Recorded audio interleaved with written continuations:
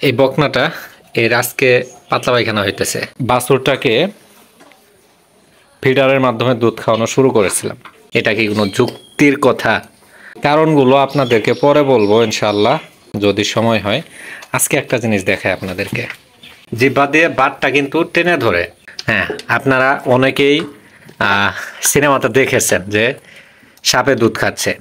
আসসালামু আলাইকুম রহমতুল্লাহ, সুখচরে আপনাদের সকলকে স্বাগতম। তো গেল ঘূর্ণিঝড়ে যারা খামারি আছে তাদের জন্য একটা খুবই করুণ মুহূর্ত গেছে এই সময়গুলো। তার কারণ খামারের গরুগুলো কেউ ঠিকমতো যত্ন করতে পারে নাই, আর যাদের ছাগলের খামার আছে তারা তো আরও বড় সমস্যার সম্মুখীন হয়েছে। তো যেটা বলার জন্য আজকে ভিডিওটা শুরু করছি সেটা হলো, আপনারা জানেন যে আমরা আমাদের এই বাছুরটাকে ফিডারের মাধ্যমে দুধ খাওয়ানো শুরু করেছিলাম। এটার কারণ কি এটাও আমি আপনাদেরকে বলেছিলাম। আবার এখন এটাকে মায়ের দুধ সরাসরি খাওয়াচ্ছি, এর পিছনেও কারণ আছে। তো এই কারণগুলো আপনাদেরকে পরে বলবো ইনশাল্লাহ, যদি সময় হয়। আজকে একটা জিনিস দেখায় আপনাদেরকে। তো অনেকেই বলেন যে আমাদের গাভীর দুধ সাপে খাইতেছে। এই কথাটা আসলে কতটুকু সত্য, এটা আজকে আমি আপনাদেরকে কিছু বোঝানোর চেষ্টা করব। প্রথমে বলে নেই, সাপে কোনো দিন গাভীর দুধ খেতে পারে না।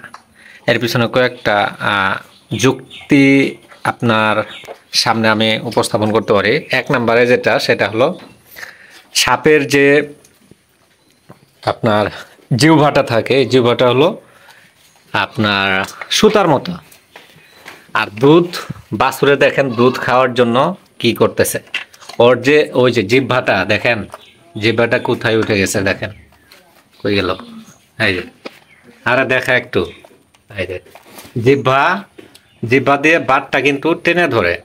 কিন্তু সাপের তো আমরা জানি কি, ওর জিহ্বাটা হলো একদম চিকন, মাথায় আরো ফাটা।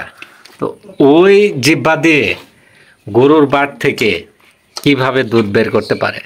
এটা কি কোনো যুক্তির কথা? হ্যাঁ, আপনারা অনেকেই সিনেমাতে দেখেছেন যে সাপে দুধ খাচ্ছে।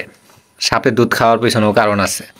ওই সাপগুলোকে ওরা কয়েকদিনের জন্য কোনো কিছুই খেতে দেয় না, পানিও খেতে দেয় না। তো যার কারণে ওরা ক্ষুধার্ত থাকে।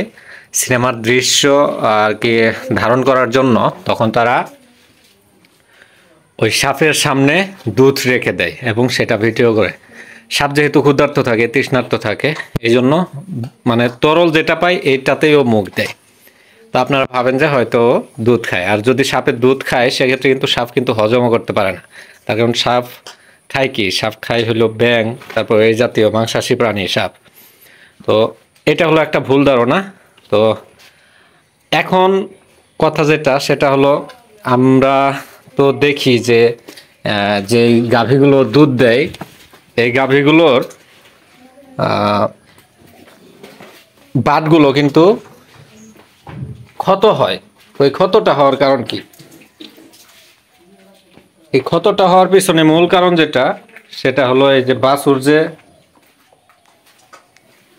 আপনার দুধ খায়, যখন দুধ শেষ হয় এরপরও যদি বাছুরকে আপনার করে রাখা হয়, ছেড়ে দিয়ে রাখা হয়, দুধ যে বের হয় না, তখনও আরো জোরে আপনার জিহ্বা দিয়ে টানে, তারপর দাঁত দিয়ে হয়তো কেটে দেওয়ার চেষ্টা করে।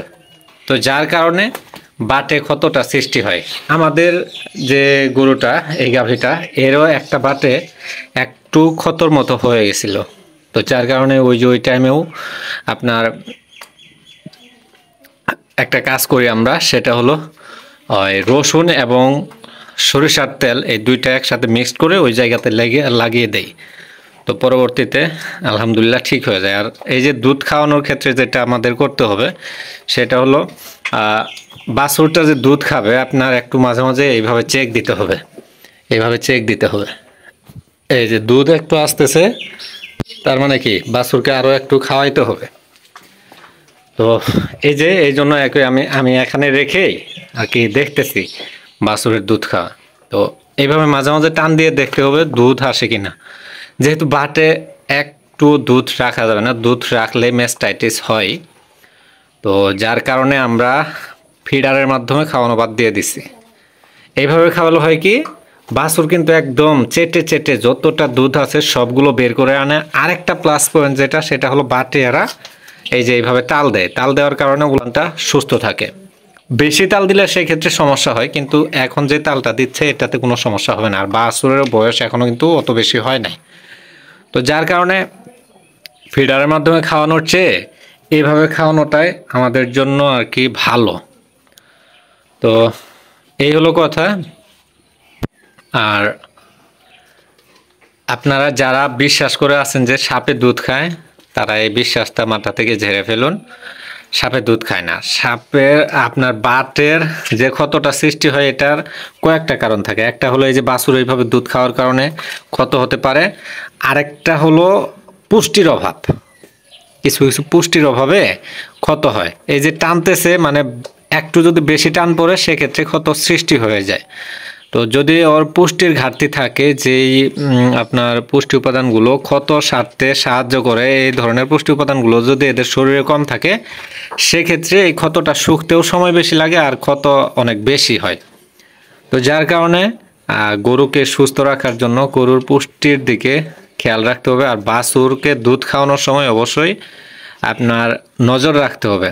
তো এই ভিডিওগুলো আমি ফেস দিয়ে এই ভিডিও করতে চাইছিলাম, যেহেতু আমার ক্যামেরাম্যান নাই, আমার একাই ভিডিও করতে হয়। বাইক না গেছে ঢাকা, ছোটো বাইক কাজে গেছে, আর বাড়ির সবাই সবার কাজ করতেছে।